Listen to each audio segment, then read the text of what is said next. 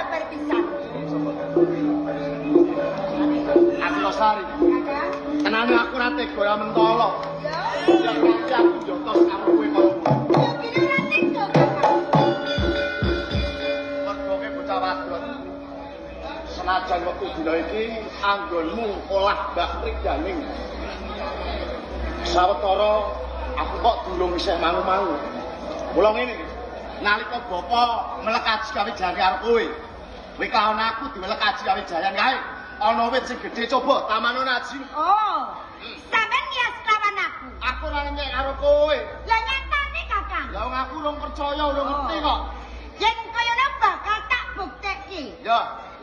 Wit gedhe kae tak tapani adi sektiku bakal ajur sak walang-walang. Oh coba ya jalan. Nak ora gelem ajur, tak jukuke bendho.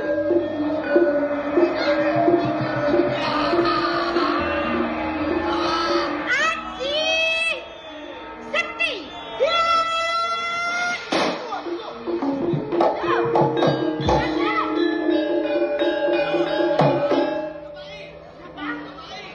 Kakang Kertopati. Kecil apa yen kaya ngono? Jebol sing tak ati sing awet sing gedhe. Riko malah Kakang Kertopati sing nyobelake papan kene. Ya wis, yen kaya ngono aku mung donga.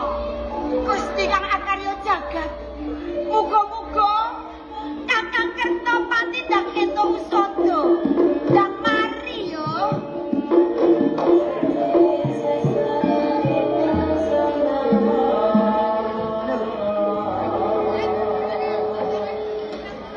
Kok nek keruntek iki mang?